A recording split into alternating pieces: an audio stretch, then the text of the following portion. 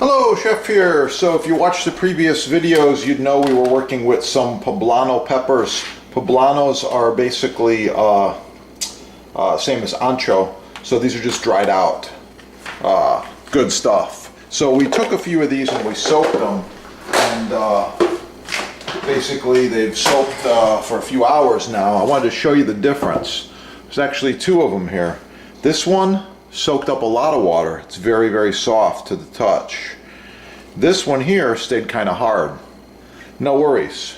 We're going to chop these up and marinate them with some chicken fingers. So follow along.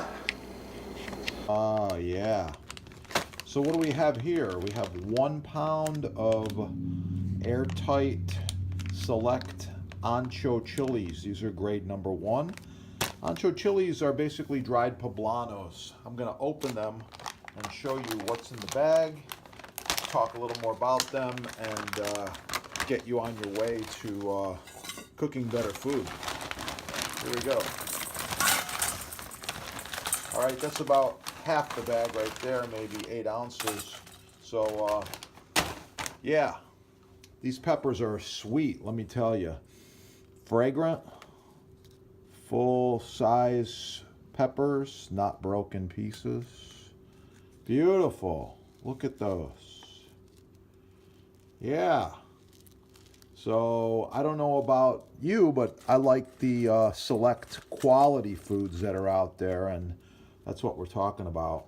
These are like perfect. Oh, yeah. Wow. They smell so good. Almost like the fresh poblano. It's just dried a little bit. Yeah, kind of flat. So you can do a lot of things with these. I'll get into recipes and cooking with them.